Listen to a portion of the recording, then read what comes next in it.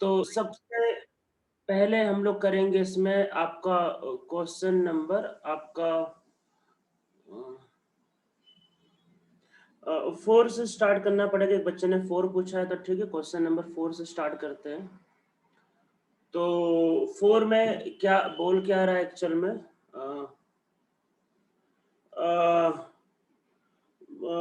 क्या कह रहा है? A reaction is catalyzed by H plus in the presence of HA, rate constant is this, and in the presence of HB rate constant is this. तो HB both मतलब HA and HB both being strong acid, we may conclude।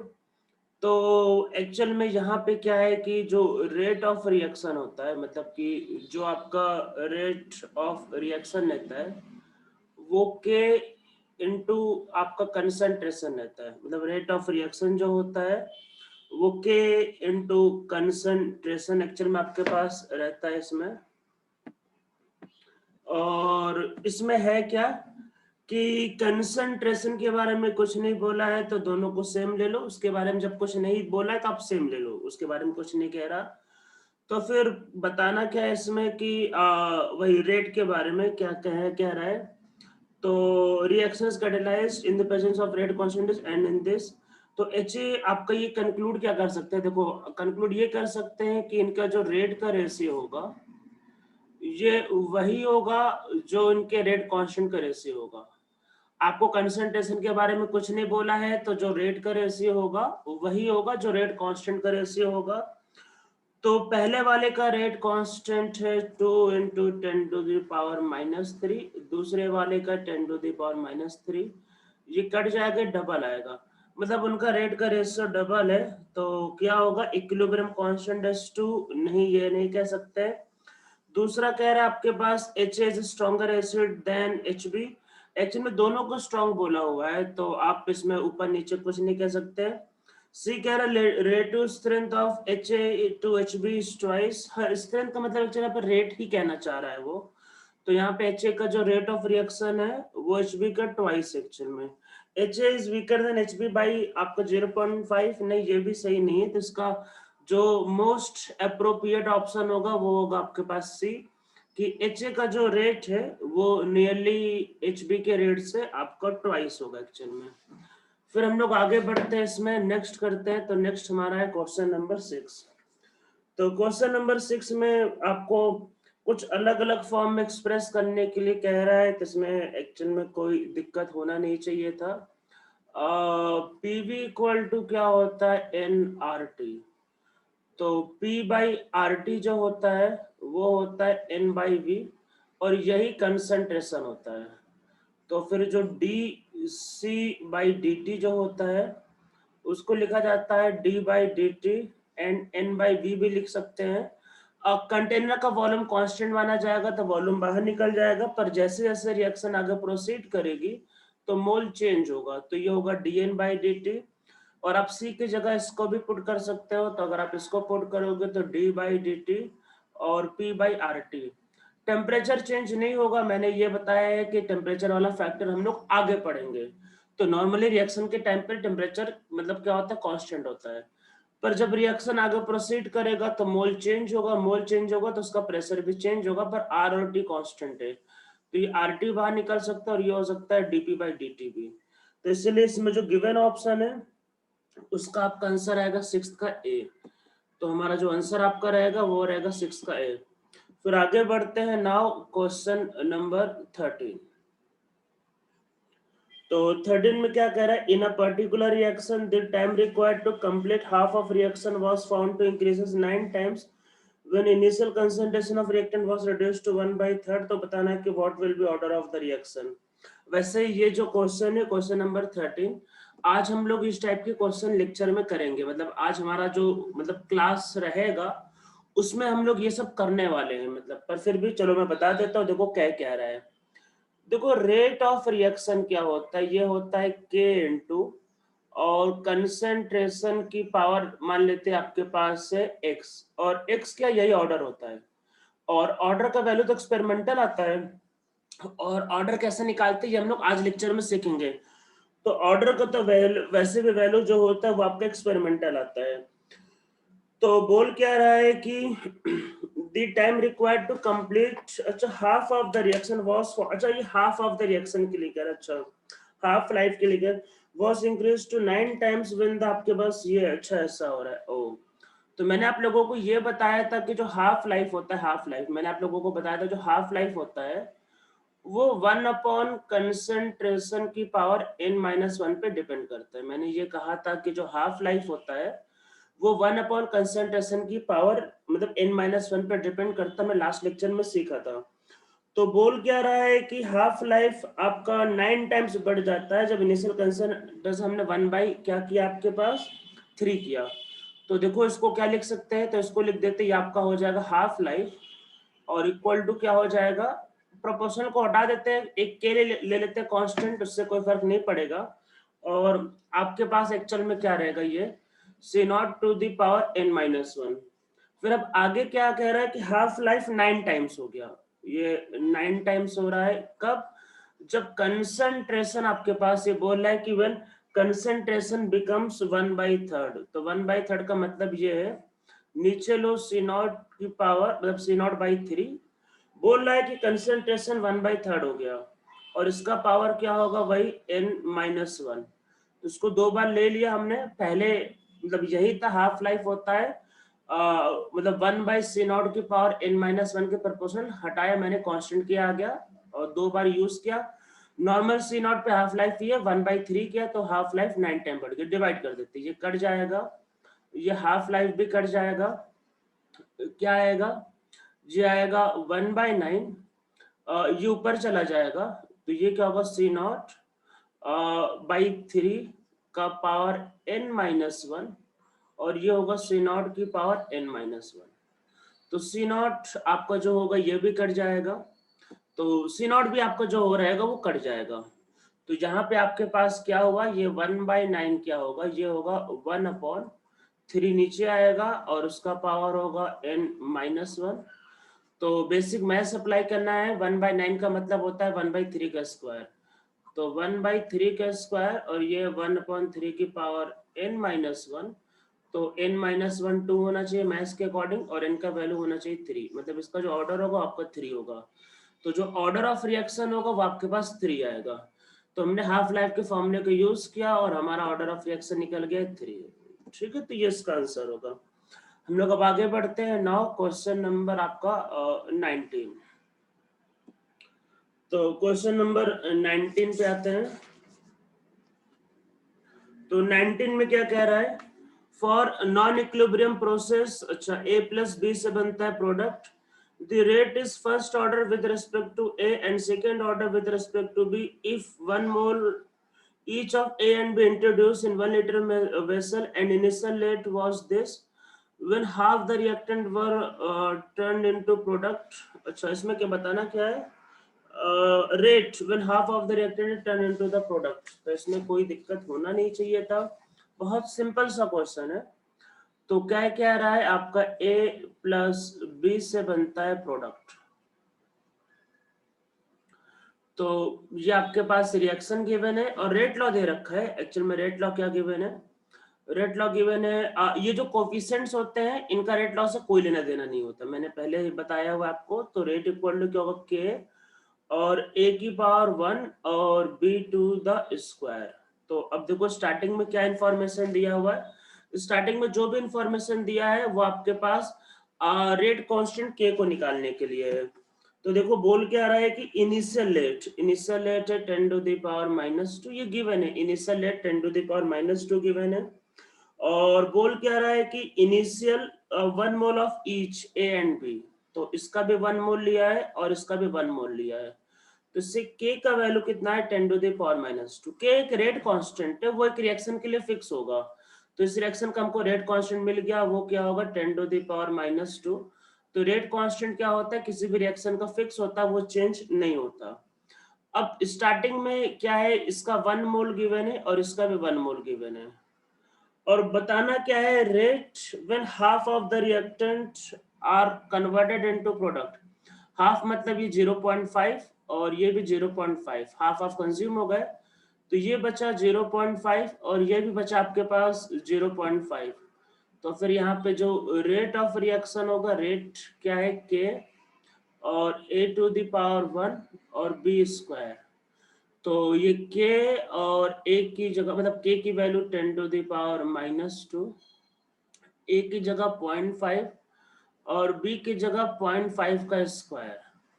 और आप इसको solve करोगे तो मेरे हिसाब से ये आपका ये 125 मतलब ये होगा 1.25 इंटू 10 टू द पावर -3। तो मेरे अकॉर्डिंग इसका ए आंसर आएगा। तो ये हो गया हमारा क्वेश्चन नंबर आपका 19। हम लोग अब आगे बढ़ते हैं, आगे नेक्स्ट क्वेश्चन करते हैं, that is question number 27।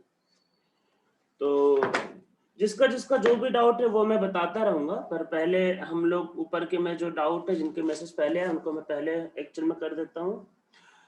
Sir मेरे डाउट्स आए हैं क्या चैट बॉक्स पे? अभी तक तो बेटा आपके डाउट्स नहीं आए, या आए होंगे सकता है नीचे, पर एक्चुअल में अभी मैं ऊपर के डाउट से पढ़ रहा हूँ। तो देखो 27 क्वेश्चन में क्या करना है, इसको पहले ध्यान से समझ लेते हैं एक्चुअल में।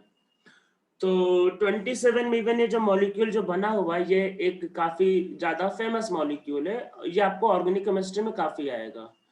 तो ये N2Cl, ये सॉलिड होता है, ये एक्चुअली में प्लस है, ये माइनस है, मतलब ये चार्ज भी होता है। तो इसको आप जब रिएक्शन करोगे तो रिएक्शन करने से एक Cl वाला बन गया होगा, ये भी एक्चुअल में सॉलिड रहता है, और इसमें एक N2 गैस रिलीज हो जाता है। तो एक्चुअल में ये आपका रिएक्शन है। अब इसको आराम से समझते हैं। मान लो अगर ये t = 0 पे सपोज करो ये x है, मान लेते हैं t = 0 पे x, ये अज्यूम कर लेते हैं। किसी टाइम मतलब कि आपका टाइम 10 मिनट ले लेते हैं, चलो 10 मिनट, क्योंकि रिएक्शन में 10 मिनट है। तो इसको x - y करते हैं तो ये y बनेगा और ये y बनेगा। देखो इसमें बोला है half life is independent of concentration, ये बोल रहा है पहले से, तो इसका मतलब ये फर्स्ट ऑर्डर है। तो फर्स्ट ऑर्डर ये बताने का तरीका है, बहुत क्लियरली बोल दिया है कि हाफ लाइफ इंडिपेंडेंट है, it automatically means that this reaction is first order. अब बोला है कि आफ्टर कंप्लीशन ऑफ रिएक्शन, तो हाफ लाइफ मतलब अगर मतलब इंडिपेंडेंट होता है कंसंट्रेशन के तो फर्स्ट ऑर्डर होता है। First order reaction infinite time में कंप्लीट होते हैं। तो देखो x - x करेंगे, कंप्लीट हो रहा है तो रिएक्टेंट कंज्यूम हो जाएगा, ये भी बनेगा x और ये बनेगा x। तो x का वैल्यू कितना, मतलब ये कितना होगा 0। अब इसमें देखो समझने वाली बात क्या है कि आफ्टर 10 मिनट, 10 मिनट के बाद इसका वैल्यू, किसका NO2 का वैल्यू, ये 10 दिया है, देखो दिया, अगर ये 10 है तो ये भी 10 होगा। तो देखो इसका वैल्यू क्या होगा, ये x - 10 होना चाहिए। अरे क्वेश्चन में given after 10 minute volume of N2 gas is 10 litre, तो अगर ये 10 है तो मतलब सबको मैं 10 ही मान लेता हूँ बस क्वेश्चन को सॉल्व करने के लिए। और फिर आगे क्या बोल रहा है कि आफ्टर कंप्लीट रिएक्शन, और ये वैल्यू 50 है, तो अब समझो अगर ये 50 है मतलब x का वैल्यू 50, तो इसका मतलब ये है कि ये स्टार्टिंग में 50 रहा होगा और यहाँ पे रखोगे तो 50 - 10 तो आपके पास ये 40 रहा होगा। तो बस ये हमको इन्फॉर्मेशन चाहिए, तब हम लोग सॉल्व करते हैं। फर्स्ट ऑर्डर का फॉर्मूला KT इक्वल टू क्या होगा 2.303, ये होगा log C0/Ct। मतलब आप कंसंट्रेशन की जगह प्रेशर को भी ले सकते, ये बात मैंने बताया भी था, कोई दिक्कत नहीं। तो हम लोगों को रेट कांस्टेंट के चाहिए, हमने टाइम मान लेते 10 मिनट लिया, 10 मिनट के सॉल्व करते हैं। तो ये होगा 2.303 और ये होगा लॉग, इसमें स्टार्टिंग का वैल्यू 50, तो स्टार्टिंग का रिएक्टेंट के लिए देखा जाता है, ये रिएक्टेंट के लिए फॉर्मूला होता है तो 50 और 10 मिनट बाद ये कितना बचा 40, तो ये कट जाएगा। तो K इक्वल टू क्या होगा 2.303/10 और ये आपके पास क्या होगा log 1.25, तो इसका आंसर आपके पास आएगा B।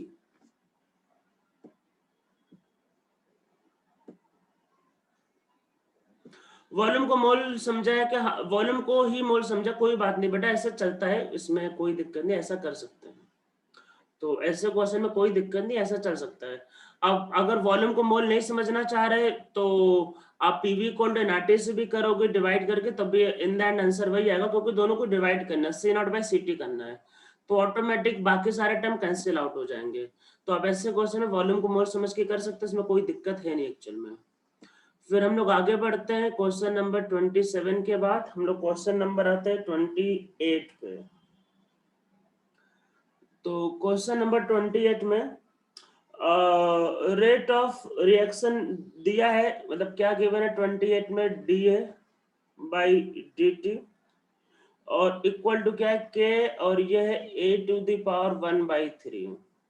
तो इसका मतलब ये है कि इसका जो ऑर्डर होगा वो 1/3 होगा। अरे यही तो होता है, ऑर्डर 1/3 होगा।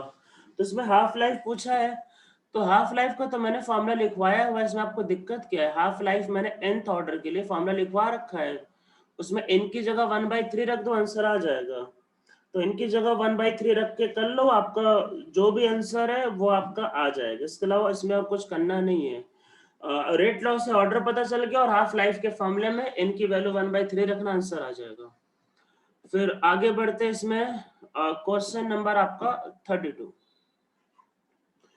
तो 32 करते हैं। If A is initial concentration of reactant and A minus X is concentration at time t for first order, तो बताना इसमें क्या करेक्ट होगा इसमें। अच्छा, तो चलो आप लोगों से कुछ बातें पूछ लेते हैं। एक चलो क्वेश्चन को सॉल्व करो।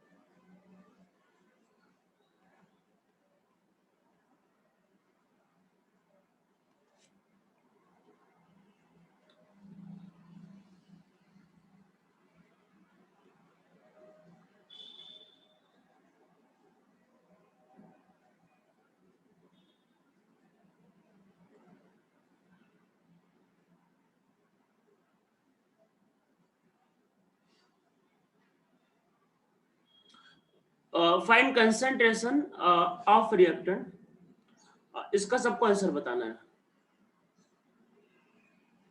मैंने एक क्वेश्चन भेजा है, इसको सॉल्व करो, इसका आंसर बताओ।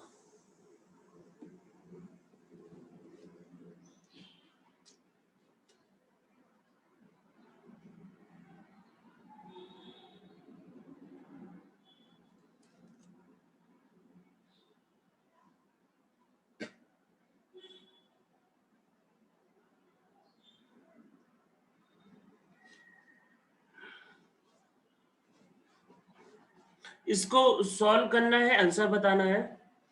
हाफ लाइफ 10 मिनट का है, इनिशियल कंसंट्रेशन 100 मोल पर लीटर है। Find concentration of reactant after 50 minute.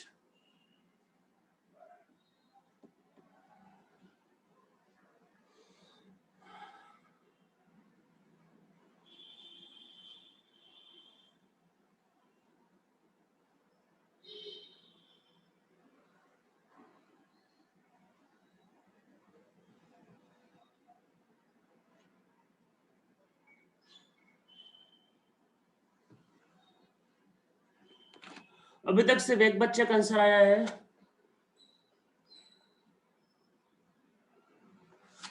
बाकी लोगों का आंसर क्यों नहीं आ पा रहे हैं?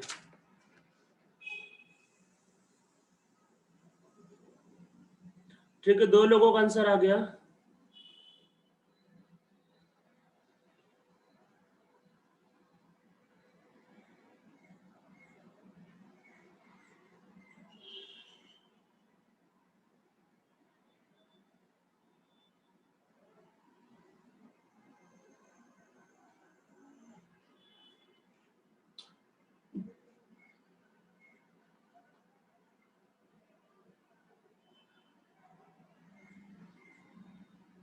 सिर्फ 2 लोगों का आंसर आया, बाकी लोगों का आंसर क्यों नहीं आ रहा भाई? बाकी लोग कहाँ चले गए?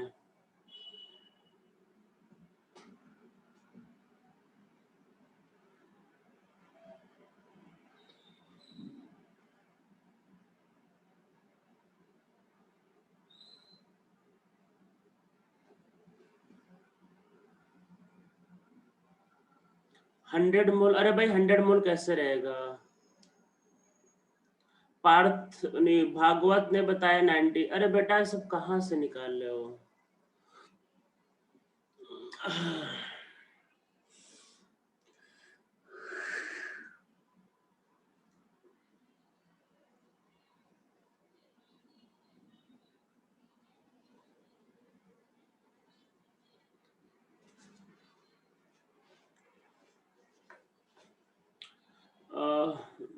अब मैं क्या बताऊँ, आप लोगों ने मतलब क्या किया है मुझे तो समझ नहीं आ रहा एक्चुअल में।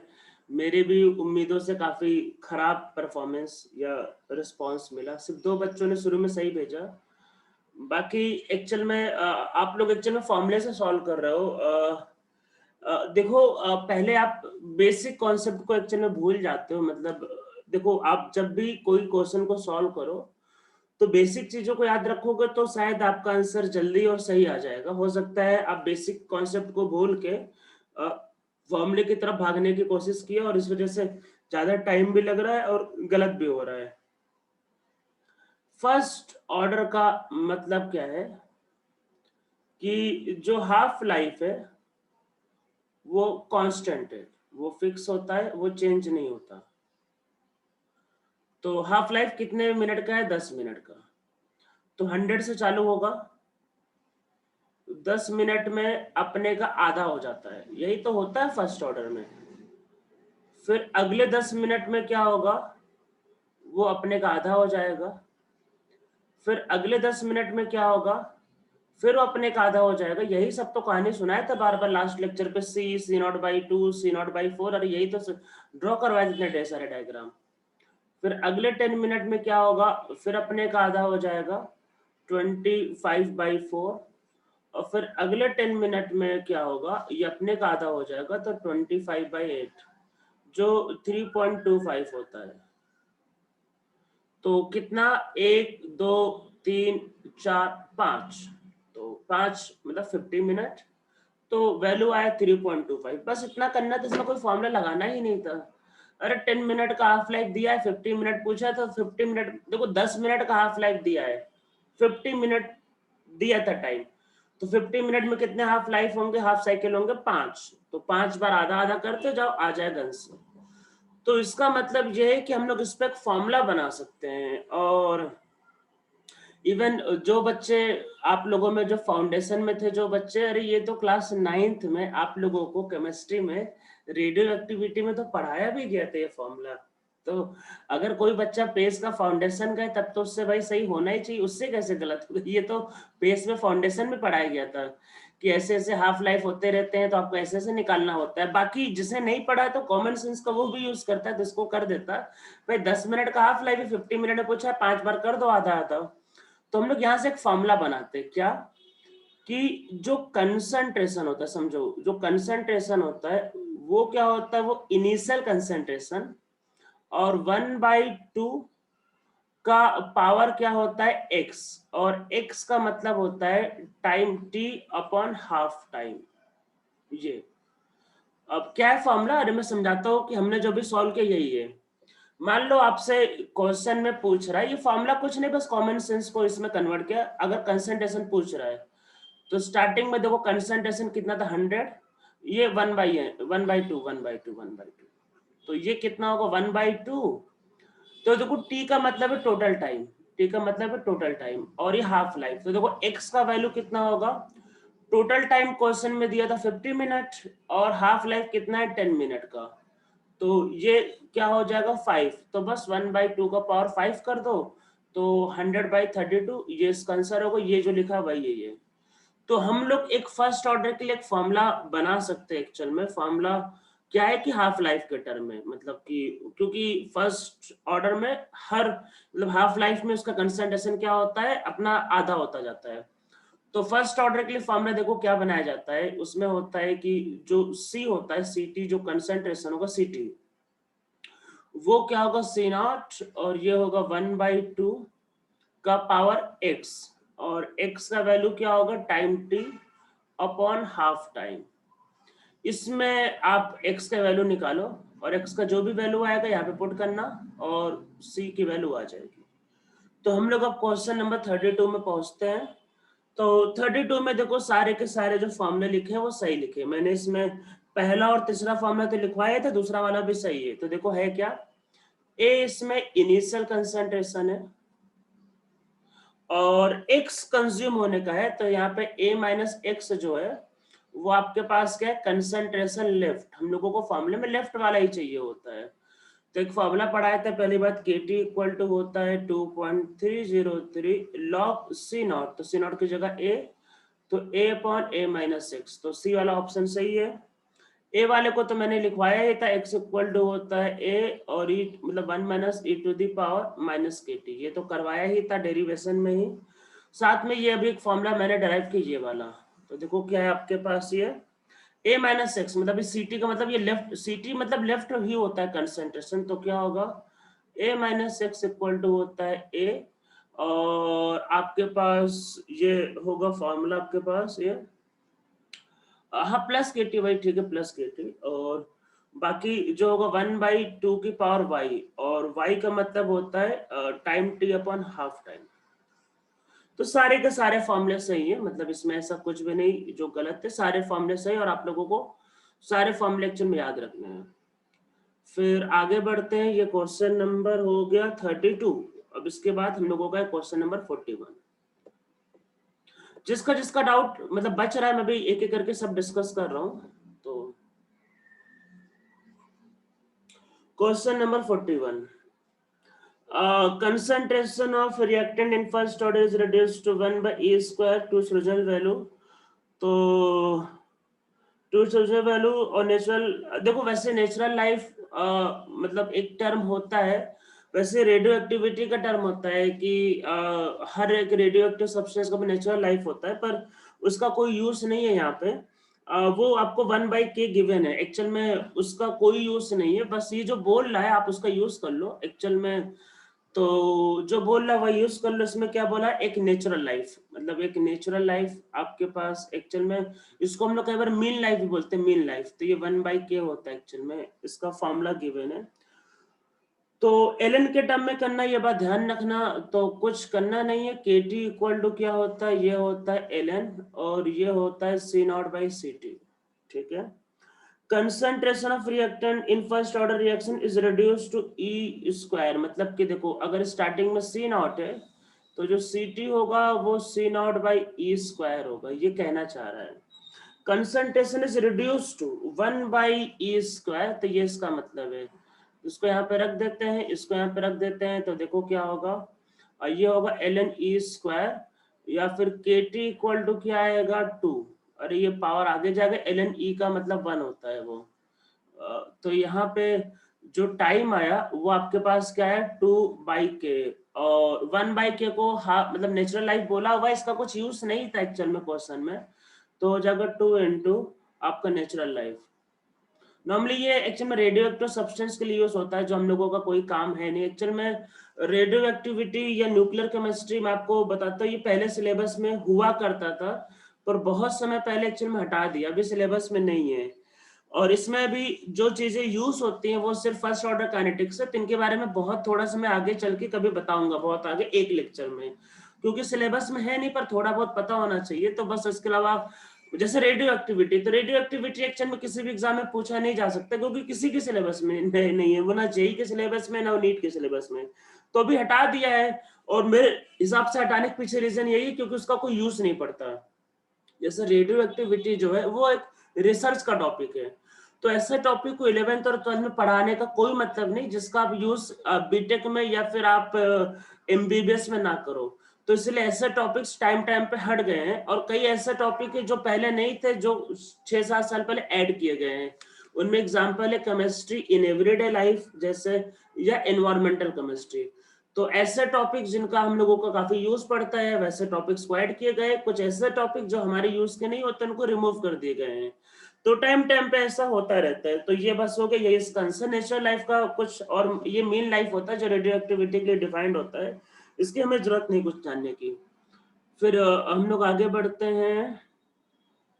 Sir in question number 4 two, हाँ हाँ बेटा 4 वाले में देखो, हाँ बेटा, 4 वाले में 2 आंसर पॉसिबल है, ये चीज है। चलो आपने पूछा, ये एक्चुअल में फैक्ट है कि उसमें 2 आंसर पॉसिबल लॉजिकली, उसका बी वाला भी सही हो सकता है एक्चुअल में, पर उसमें क्योंकि रेशियो 2 आता है तो इसलिए आंसर सी दिया है। पर अगर आप इसको मल्टीपल चॉइस अगर क्वेश्चन है तो आप इसमें बी और सी दोनों कह सकते हो।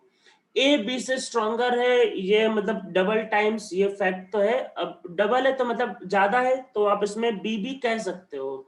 तो वैसे मतलब 4 में बी और सी दोनों आंसर हो सकते हैं, पर इसमें क्योंकि सिंगल चॉइस क्वेश्चन इसलिए आंसर सी दिया, अदरवाइज बी वाले को भी आप गलत नहीं कह सकते हो।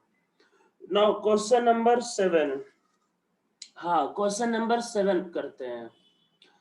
तो क्वेश्चन नंबर 7 एक अच्छा क्वेश्चन है, मतलब ये क्वेश्चन मुझे एक्चुअल में पसंद है ये क्वेश्चन। और ये क्वेश्चन मतलब सिंपल है, पर इसमें थोड़े से लॉजिक लगाने हैं और लोग इसको गलत करते हैं। मैं आपको मतलब जैसे आप लोगों में कितने लोग अभी ऑनलाइन है, जैसे कि 41 अभी ऑनलाइन दिखा रहे हैं।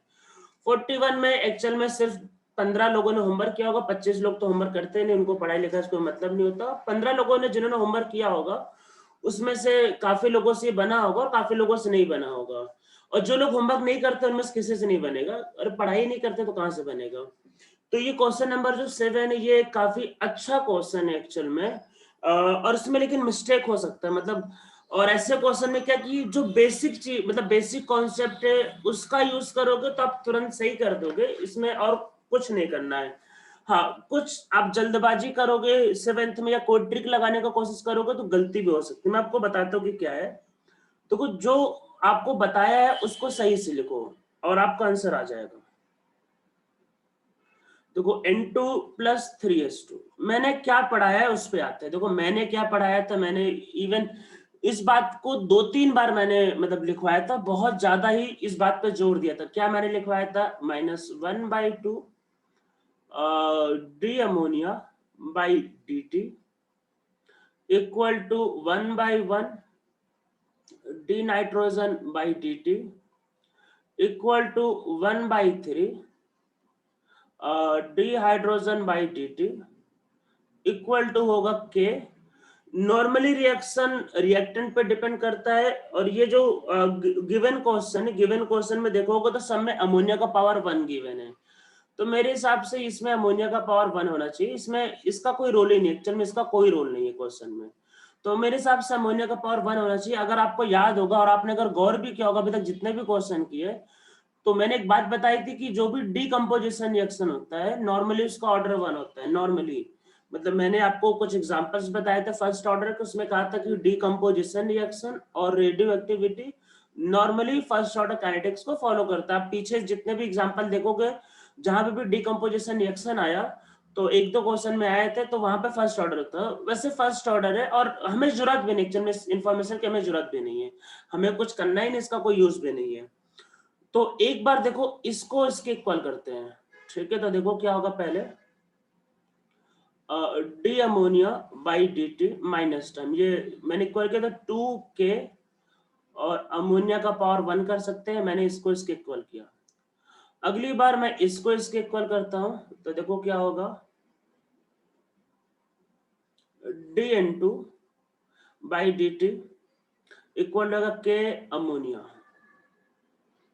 और एक बार हम लोग इसको इसके इक्वल करते हैं तो देखो क्या होगा, DS2 बाई डी टी और इक्वल टू आएगा 3k अमोनिया, ठीक है। अब देखो आपके पास क्या गिवन क्या है, आप आराम से देखो आपके पास क्या गिवन है। देखो जो क्वेश्चन में ये पहले लिखना आना चाहिए, मैंने जो पढ़ाया था मैंने बस उसी को लिख दिया और अभी तक यहाँ पे कुछ भी ऐसा नहीं किया जो आपको समझ में ना आया हो। अब देखो आपके पास गिवन क्या है। देखो जो इन्फॉर्मेशन दे रखा है, मतलब जो क्वेश्चन में पढ़ो, इसकी जगह लिखा है K1, अरे पढ़ो इसकी जगह K1 लिखा है, तो मतलब कि K1 होगा 2k या फिर k इक्वल टू हो सकता है K1/2।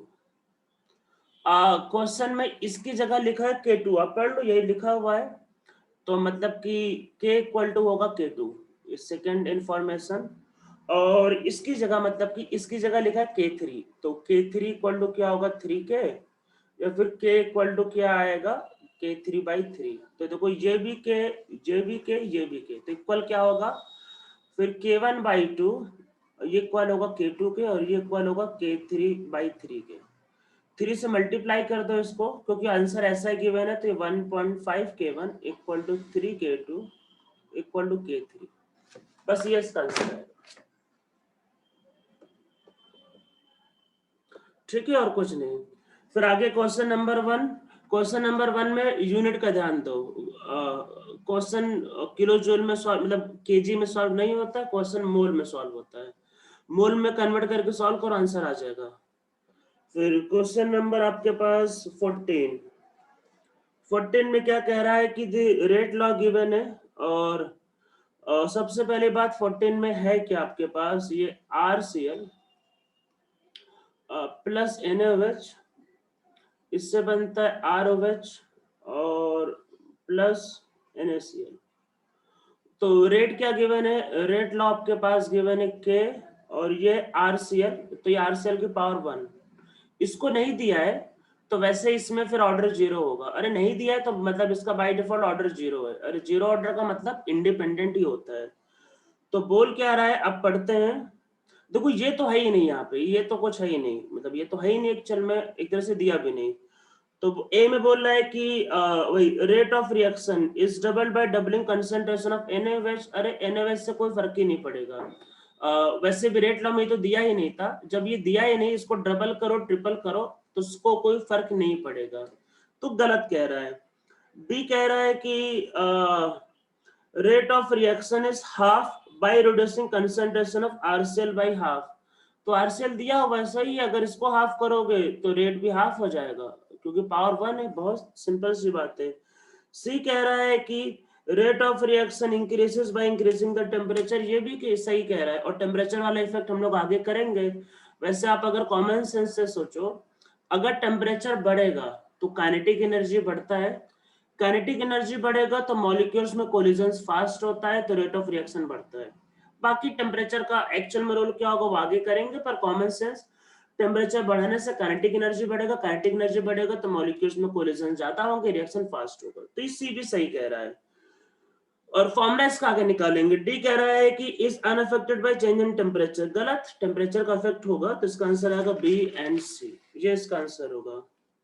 फिर आगे क्वेश्चन नंबर 19, वो मैंने बता दिया है।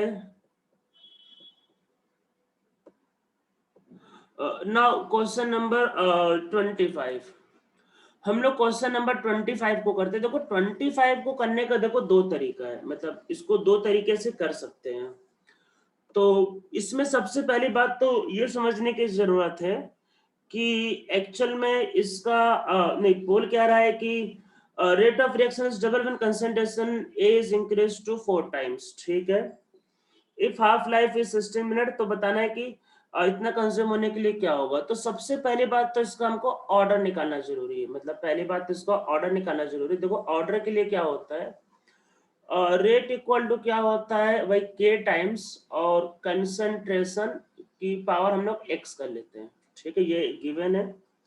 बोल क्या रहा है कि रेट इज डबल, मतलब डबल हो गया रेट, मतलब कि ट्वाइस टाइम हो गया रेट। कब, जब कंसंट्रेशन बोला है कि 4 टाइम हो गया, तो के और कंसंट्रेशन कितना 4 टाइम बोल रहा है, कंसंट्रेशन हो गया 4 टाइम्स, कंसंट्रेशन 4 टाइम हो, रेट डबल हो गया, यही हुआ है। इसको डिवाइड कर लो तो हमें ऑर्डर का पता चल जाएगा। तो ये कट जाएगा, ये कट जाएगा, तो ये 1/2 इक्वल टू आएगा 1/4 की पावर x। तो यहाँ पे 4 की पावर x इक्वल टू आएगा 2, या 4 की पावर x लिखा जा सकता है 4 की पावर हाफ, बेसिक मैथ्स है, और x इक्वल टू आएगा हाफ। तो इसका जो ऑर्डर है एक्चुअल में वो हाफ है, ये हाफ ऑर्डर है। तो अगर आपको अब आगे वाला मतलब जैसे कुछ पूछा हुआ है तब कैसे कर सकते हैं, तो देखो हाफ लाइफ 16 मिनट का दिया है, तो बताना 75% कितने देर में कंज्यूम होगा ये। तो मैंने nth ऑर्डर जो होते हैं, मैंने nth ऑर्डर का फॉर्मूला लिखवाया हुआ है। nth ऑर्डर के फॉर्मूले में मैंने कंसंट्रेशन का भी फॉर्मूला लिखवा रखा है और हाफ लाइफ का, दोनों का फॉर्मूला लिखवा रखा है। तो आप nth ऑर्डर के फॉर्मूले में n की वैल्यू हाफ रख देना, आपका हाफ ऑर्डर का फॉर्मूला बन जाएगा। जैसे हाफ ऑर्डर है इसका, आप उसका फॉर्मूला नहीं याद कर सकते, तो nth ऑर्डर में n का वैल्यू हाफ रख देना और हाफ ऑर्डर का फॉर्मूला आ जाएगा। फिर जो कह रहा है आप वो कर देना, आंसर आ जाएगा। मतलब वो जो भी कह रहा है आप सॉल्व करना, आंसर आ जाएगा, ये एग्जैक्ट आंसर आ जाएगा। ये इसको सॉल्व करने का पहला तरीका है कि आप मतलब nth ऑर्डर का फॉर्म, मतलब nth ऑर्डर के फॉर्मूले में n का वैल्यू हाफ रखो और सॉल्व करो, आपका आंसर आ जाएगा। इसको सॉल्व करने का देखो दूसरा तरीका है, मतलब एक कॉमन सेंस इसको सॉल्व कर सकते हैं। अब आप बोलोगे सर कॉमन सेंस कैसे, तो इसको समझाता हूं मैं।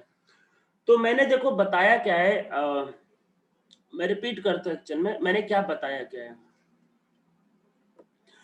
एग्जैक्ट आंसर निकालना होगा तो फॉर्मूले में रख के करना, आंसर आ जाएगा। मैं आपको एक ट्रिक बताने जा रहा हूँ और ये ट्रिक कॉमन सेंस वाला है। मतलब ये सब जो होता है ना कॉमन सेंस, ये एक्चुअल में कोई आपको बता नहीं सकता, ये आपके अंदर नेचुरल होना चाहिए। क्योंकि कुछ चीजें होती है जिंदगी में जो कोई आपको सिखा नहीं सकता, वो आपके अंदर पहले से होना चाहिए। उसमें से एक होता है कॉमन सेंस भी। कॉमन सेंस अगर आपका कम है तो आप फॉर्मूले का यूज करो, कोई दिक्कत नहीं है। और आप चाहो तो कॉमन सेंस का भी इसमें यूज कर सकते हो। तो कैसा कॉमन सेंस, देखो समझते हैं। मैंने जीरो ऑर्डर के लिए क्या पढ़ा है पहले ये समझते हैं। मान लो अगर स्टार्टिंग में सपोज करते हैं सी नॉट है एक्चुअल में, और ये सी नॉट बाई टू मतलब 50% होता है, ये 50% होता है। और फिर मतलब 75% यहाँ पे रिएक्शन कंप्लीट हो गया है। एक्चुअल में यहाँ पे सी नॉट बाई 4, यहाँ पे सी नॉट बाई 4 मतलब 25 मतलब 5% बच गया है। तो इसका मतलब क्या हुआ कि 75% यहाँ पे कंप्लीट हो गया। इसका मतलब है कि 75% कंप्लीट हो गया है। अब देखो हाफ लाइफ, देखो क्वेश्चन में पढ़ो, आपको गिवन है 16 मिनट का दिया हुआ एक्चुअल में। तो मतलब ये जो टाइम है 16 मिनट का है, ये 16 मिनट का टाइम होगा। तो मैंने जीरो ऑर्डर के लिए देखो क्या पढ़ाया था, जीरो ऑर्डर के लिए पढ़ाया था कि अगर ये 16 मिनट होगा तो ये टाइम कितना होगा, ये टाइम होगा 8 मिनट का, आधा बताया था। तो इसका मतलब ये है कि अगर आप जीरो ऑर्डर करोगे तो यहां तक में आने में कितना टाइम लगेगा, 24 मिनट। ठीक है, ये बात मैंने बताई थी। और अगर आप फर्स्ट ऑर्डर के लिए करते हो तो फर्स्ट ऑर्डर के लिए मैंने कहा था कि अगर ये टाइम 16 मिनट का है तो ये वाला टाइम भी कितना होता है, 16 मिनट होता है आपका 75% कंप्लीट होने वाला। तो ये आप इवन मैंने लास्ट लेक्चर में लिखवाया भी था कि टी 75% क्या होता है फर्स्ट ऑर्डर का, ट्वाइस होता है हाफ लाइफ का। तो ये 32 मिनट्स होगा। तो देखो है क्या, जीरो ऑर्डर के लिए 24 मिनट, जीरो ऑर्डर के लिए 24 मिनट लगता है, और फर्स्ट ऑर्डर के लिए लगता है 32 मिनट। अगर आपको ये याद हो कि जैसे जैसे कंसंट्रेशन आपके पास मतलब जैसे जैसे ऑर्डर बढ़ता है वैसे वैसे वो जो रेट का कर्व है, मैंने कुछ ऐसा करवाता रेट, ये फिर रेट में कम करवाता जा रहा था। जैसे जैसे ऑर्डर बढ़ता है तो रेट एक्चुअल में ज्यादा कम होता जाता है। इवन मैं आपको सेकंड ऑर्डर के लिए दिखा देता हूँ। सेकंड ऑर्डर में टाइम और ज्यादा लगेगा। अगर ये 16 मिनट है तो ये जो टाइम था ये इसमें 32 मिनट का था, इसमें मैंने डबल किया था, और ये टाइम फिर 48 मिनट का होगा। आप जैसे जैसे आगे जाओगे तो टाइम ज्यादा लगेगा। अब देखो क्वेश्चन में क्या गिवन है आपका, half order, half order given है। तो हाफ ऑर्डर का मतलब ये है कि इसमें जो टाइम लगेगा वो जीरो ऑर्डर और फर्स्ट ऑर्डर के बीच में लगेगा। हाफ ऑर्डर है, हाफ ऑर्डर का टाइम जीरो ऑर्डर और फर्स्ट ऑर्डर के बीच में लगेगा। तो 24 और 32 के बीच में एक ही ऑप्शन गिवन है 27.3, वही उसका आंसर है। तो एक ही ऑप्शन गिवन है। देखो एग्जैक्टली बीच में नहीं होता है, ठीक है, ये फॉर्मूले में लॉग ऑफ का टर्म होता है, एग्जैक्टली बीच में नहीं होता है। हाँ लेकिन आंसर 24 और 32 के बीच में आना चाहिए। तो एक ही ऑप्शन है उनके बीच में दिया हुआ 27.3, वो इसका आंसर है। पर आपको अगर ये क्वेश्चन ऐसे सॉल्व करके मजा नहीं आ रहा है तो कोई बात नहीं, मान लो किसी को नहीं मजा आ रहा है तो कोई बात नहीं, तो आप nth ऑर्डर का फॉर्मूले में n का वैल्यू हाफ रखो, सॉल्व करो, उससे भी वही आंसर आएगा। बस मैंने बता दिया कि आप चाहो तो ऐसे भी कर सकते हो इन सब क्वेश्चन को। आपको मजा नहीं आ रहा किसी बच्चों को तो पूरा सॉल्व करो, कोई दिक्कत नहीं। फिर आगे आते हैं क्वेश्चन नंबर 29। 29 में क्या कह रहा है, 1 2 3 4 जीरो ऑर्डर, ठीक है। Quantity of product form is directly proportional to the, आपके पास टाइम, सही बात है, जैसे जैसे टाइम बढ़ेगा वैसे वैसे प्रोडक्ट ज्यादा बढ़ेगा, ये भी सही बात एकदम। सेकंड कह रहा है large the initial concentration of reactant greater will be the half life, ये भी सही बात है। तो हमने हाफ लाइफ का इसका जो फॉर्मूला लिखा था जीरो ऑर्डर का, वो वैसे सी नॉट बाई 2 के लिखा था, ये ज्यादा होगा तो ये ज्यादा होगा। थर्ड क्या कह रहा है, 50% रिएक्शन टेक इन 100 मिनट तो 75% 150 मिनट, ये भी सही कह रहा है एक्चुअली। और ये सब स्टेटमेंट आप खुद से सोचना, सभी बातें सही कह रहे हैं एक्चुअल में। खुद से भी भाई आप लोग कुछ करो, सब कुछ मुझे को बताना पड़ेगा तो फिर कैसे चलेगा काम। फिर क्वेश्चन नंबर 32, तो खुद से भी आप लोग कुछ करो, ज्यादा अच्छा रहेगा। फिर 25 को बता दिया है, 25 हो गया।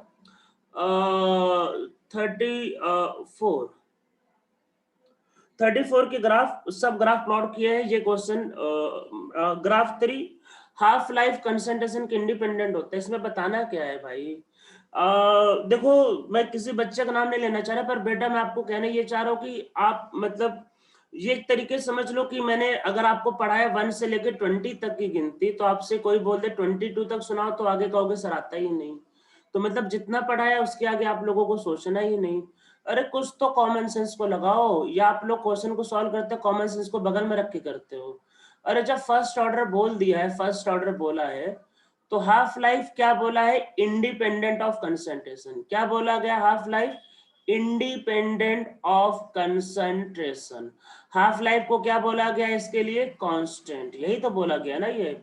तो फिर कॉमन सेंस कहता है कि हाफ लाइफ जो होगा वो कांस्टेंट होगा। ये भाई क्वेश्चन को सॉल्व करते वक्त कॉमन सेंस भी साथ में लेके सॉल्व करो, उसको बगल में रख के सॉल्व मत करो।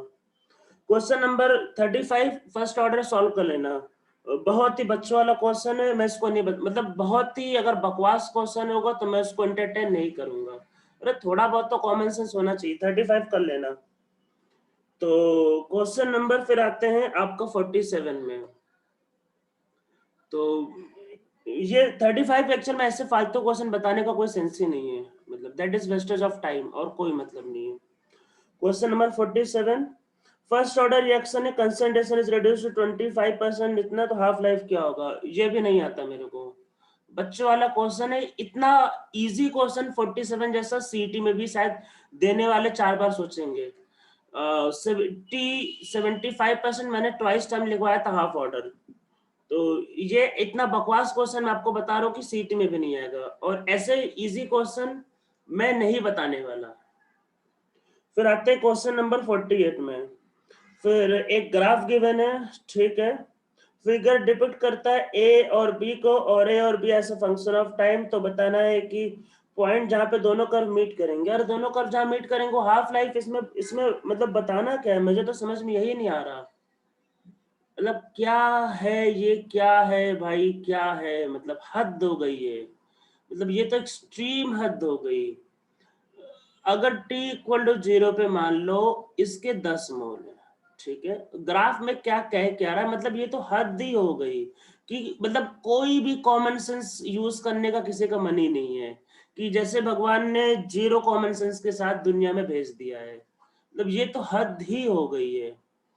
ग्राफ मतलब ये ग्राफ तो मेरे हिसाब से क्लास फर्स्ट के बच्चों को भी पढ़ा दे तो वो भी समझ लेगा कि ये कहना क्या चाह रहा है, कि इस पॉइंट के बारे में कहना चाह रहा है, ये पॉइंट पे, तो ये पॉइंट पे दोनों का कंसंट्रेशन सेम है, यही कहना चाह रहा है। ये आपका रिएक्टेंट होगा, उसका कंसंट्रेशन कम हो रहा है, जो प्रोडक्ट उसका कंसंट्रेशन ज्यादा हो रहा है, दोनों पे कंसंट्रेशन दोनों का सेम है, ठीक है। तो ये 10 माइनस एक्स होगा तो ये एक्स बनेगा, यही होगा। और यहाँ पे दोनों का कंसंट्रेशन सेम होगा तो 10 minus X equal to X होगा, तो एक्स इक्वल टू आएगा 10/2 मतलब कि 5। तो ये भी बचा 5 और ये भी बचा 5। स्टार्टिंग में 10 दिया था, 5 बचा है, तो ये हाफ लाइफ। तो ये कौन सा टाइम है, हाफ लाइफ, जो कि मेरे हिसाब से क्लास फर्स्ट का भी बच्चा शायद सॉल्व कर दे अगर उसको ग्राफ का आइडिया हो तो। आप लोग पता नहीं क्या पूछते हो, मतलब भगवान ही मालिक आप लोगों का। ठीक है, फिर आगे आते हैं क्वेश्चन नंबर 27, मतलब जिसके जिसके डाउट में एक लाइन से पढ़ा, 27 बता दिया है। क्वेश्चन नंबर 32 बता दिया है। 34 डायग्राम देख लेना, वो भी सब बता दिया है। सब फर्स्ट ऑर्डर का ग्राफ है। फर्स्ट और उसमें जो ए होता है वो इनिशियल कंसंट्रेशन है, और ए माइनस एक्स बचा हुआ है। कॉमन सेंस का यूज करो, वो हो जाएगा, मतलब उसमें हो जाएगा आपका। और तीसरा वाले का भी ग्राफ मैंने बता दिया है, उसमें कॉमन सेंस का यूज करो, थोड़ा ट्राई करो इसमें। फिर आगे आते हैं इसमें आपका क्वेश्चन नंबर 41, वो भी बता दिए, तो आपको तो सारे डाउट हो गए एक्चुअल में, इसमें कोई नहीं बचा। फिर क्वेश्चन नंबर 34 और 32, 34 बता दिया, ग्राफ कर लेना, थोड़ा सा कॉमन सेंस से लगाओ। ग्राफ तो इवन फंक्शन में भी पढ़ाया गया होगा मैथ्स में, आप लोगों को इतने बच्चों वाले ग्राफ नहीं आ रहे, तो मैथ्स में क्या ग्राफ की कंडीशन होगी आपकी, फंक्शन में भी आपको ग्राफ पढ़ाए गए होंगे। तो 34 और 32 दोनों बता दिया है सर। वॉल्यूम, हाँ वॉल्यूम को मोल से रिलेट किया है। और फिर आगे आते हैं, ए ऑप्शन में ई की पावर केटी होना चाहिए था। कहाँ पे ए ऑप्शन में ई की पावर केटी होना चाहिए था?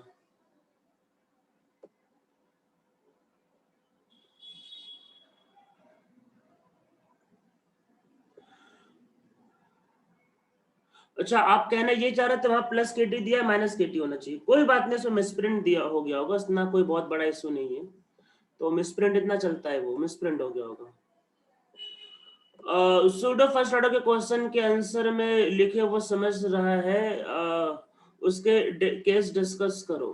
ठीक है, मैं एक बार सूडो फर्स्ट ऑर्डर बता देता हूँ, तो एक बार फिर से आप उसको समझ लो आराम से, मतलब। और कॉमन सेंस को साथ में सब लोग रख के समझो भाई, कॉमन सेंस को बगल में रख के पढ़ाई मत करो।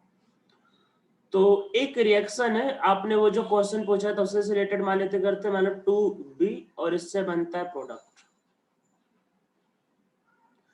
इस कोफिशिएंट का ऑर्डर से कोई लेना देना नहीं। पहली बात तो ये, कोफिशिएंट का ऑर्डर से कोई लेना देना नहीं होता है। तो रेट इक्वल टू क्या होता है? देखो, रेट इक्वल टू होगा के, मान लेते हैं ए स्क्वायर मैंने लिख दिया और बी टू द पावर 1। ऐसा भी हो सकता है कोफिशिएंट 1 ऑर्डर 2 हो, कुछ कहा नहीं जा सकता है। ठीक है, तो इसका बोलते हैं थ्योरेटिकल ऑर्डर, जिसको मैंने कहा था कि थ्योरेटिकल ऑर्डर या फिर कई बार बोलोगे ऑर्डर। तो ये आपके पास इसका है 3, मतलब थ्योरेटिकली इसका ऑर्डर 3 एक्चुअल में। पर क्वेश्चन ये आता है कि एक्चुअल में रिएक्शन किस पे डिपेंड करता है, मतलब एक्चुअल में इसका ऑर्डर क्या है। मतलब कहने के लिए तो ऑर्डर 3 है, पर एक्चुअल में रिएक्शन में क्या हो सकता है।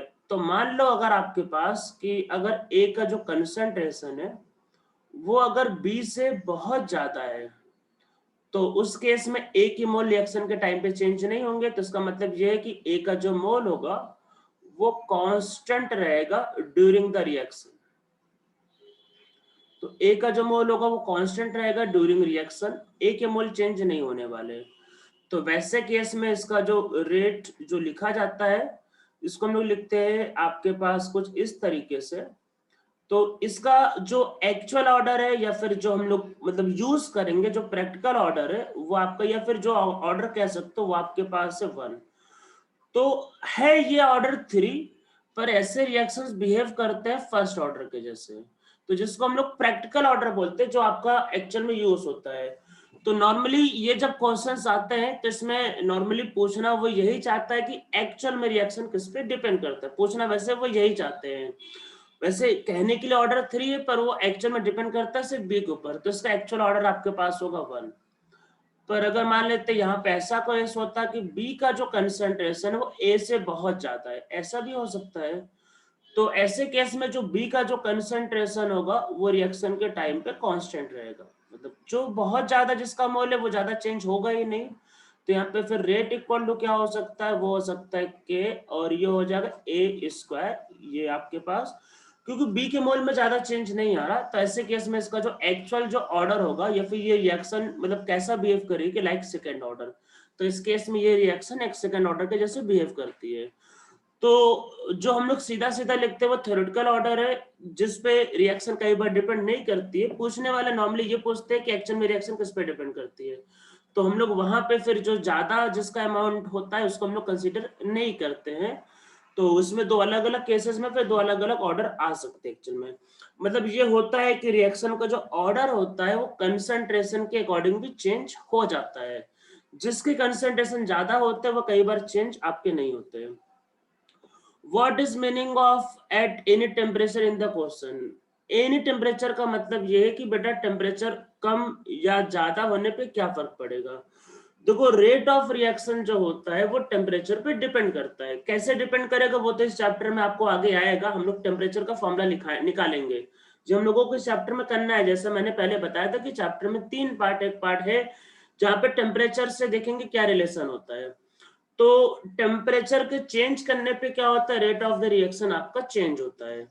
और नॉर्मली अगर आप कोई रिएक्शन करते हो तो वहां पे हम लोग टेम्परेचर को कांस्टेंट लेते हैं, मतलब टेम्परेचर को चेंज नहीं करना है, आपको जो लेना चाहो ले लो। आपको 500 डिग्री लेना चाहो तो ले लो, पर रिएक्शन को उसी टेम्परेचर पे करवाना है और हम लोग उसी पे स्टडी करते हैं। तो किसी भी रिएक्शन को जो स्टडी किया जाता है वो नॉर्मली कांस्टेंट टेम्परेचर पे करते हैं। अगर टेम्परेचर चेंज होगा तो जैसा आप लोगों को याद होगा केमिकल इक्विलिब्रियम में हमने पहले पूरा चैप्टर किया था, फिर लास्ट में क्या किया था, टेम्परेचर के अकॉर्डिंग के का फॉर्मूला निकाला था कि टेम्परेचर को चेंज करने से के चेंज होता है और उसके हिसाब से नए नई चीजें हमको पता चली थी। तो वही सेम यहाँ पे भी होगा। तो अभी टेम्परेचर कांस्टेंट है, आगे चल के टेम्परेचर को चेंज करेंगे तो उसके अकॉर्डिंग देखेंगे एक्चुअल में रिएक्शन में क्या क्या चेंज होते हैं। ठीक है, क्वेश्चन नंबर 34। अब 34 में आपका फर्स्ट ऑर्डर इसका थर्ड भी आंसर होगा मेरे हिसाब से। हाफ लाइफ इज कॉन्सेंट्रेशन के इंडिपेंडेंट होता है। 34 का मेरे हिसाब से 3 भी आंसर है।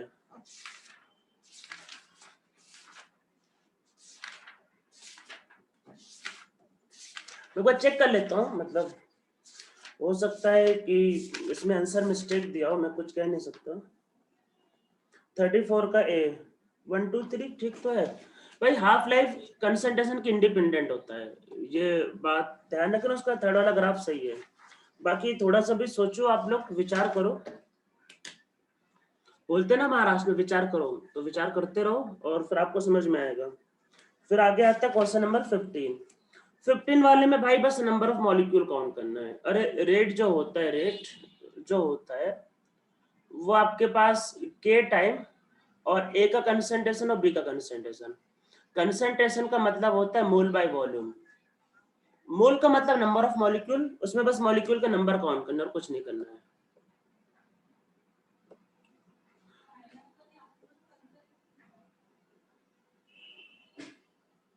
सर 2 में 0 से चालू होना चाहिए ना, कहाँ पे बेटा 2 से मैं कह रहा हूँ आप। Question number 12 and 15। 12 वाले में क्या रहा है एक्चुअल में, कि मोल पर लीटर गिवन है आपके पास से, तो बताना है कि क्या होगा आपके पास। ठीक है, तो क्वेश्चन नंबर 12। तो रेट ऑफ रिएक्शन जो होता है, एक आपको पढ़ाया था, 2 टाइप के रेट होते हैं, एवरेज और इंस्टेंटेनियस। एवरेज रेट क्या होता है, C2 minus C1 upon T2 minus T1। अरे यही तो फिजिक्स में करवाते हैं ना ये। तो दोनों का डिफरेंस देख लो एक्चुअल में, और कुछ नहीं। तो A decreases from this to this in इतना मिनट। तो बताना है कि अच्छा रेट ऑफ रिएक्शन क्या होगा। अच्छा रेट ऑफ रिएक्शन, ठीक है ठीक है। तो हम लोग पहले इसमें निकालते हैं minus D A by D T, minus D A by D T. तो वही आपका एवरेज के केस में फाइनल में से इनिशियल माइनस करते हैं, वही होता है।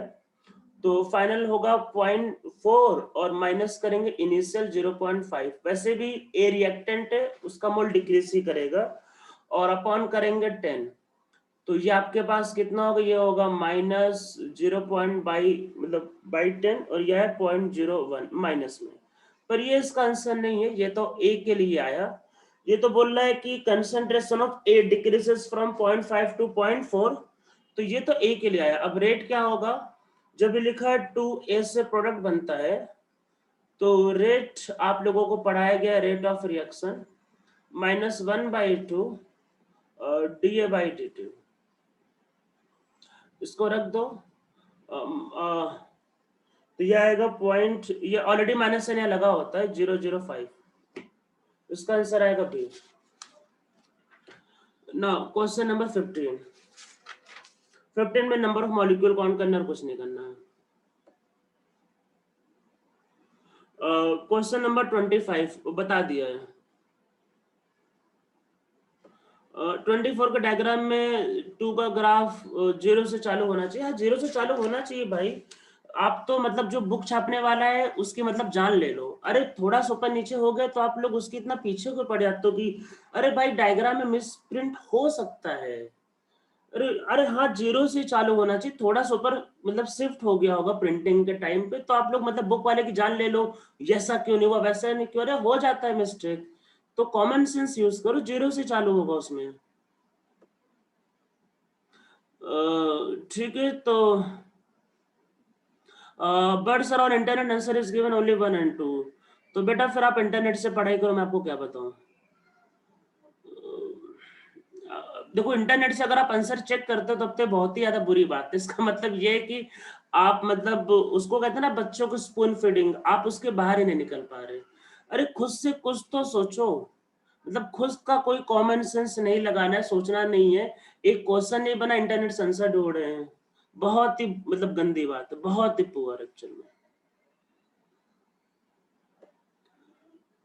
मुझे लगा एक्सेप्शन, कोई एक्सेप्शन नहीं है भाई, ग्राफ का मिसप्रिंट है। हम लोग आगे बढ़ते हैं। देखो एक चीज मैं आप लोगों को बता देता हूँ आगे बढ़ने के पहले।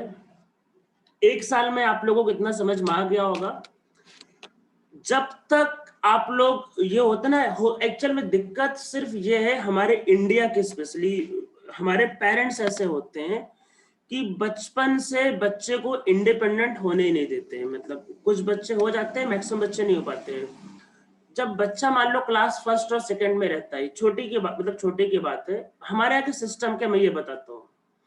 बच्चे को एक होमवर्क दिया जाता है। होमवर्क का मतलब ये है कि भाई बच्चे को कुछ पढ़ाया गया है, उसको खुद से करना है।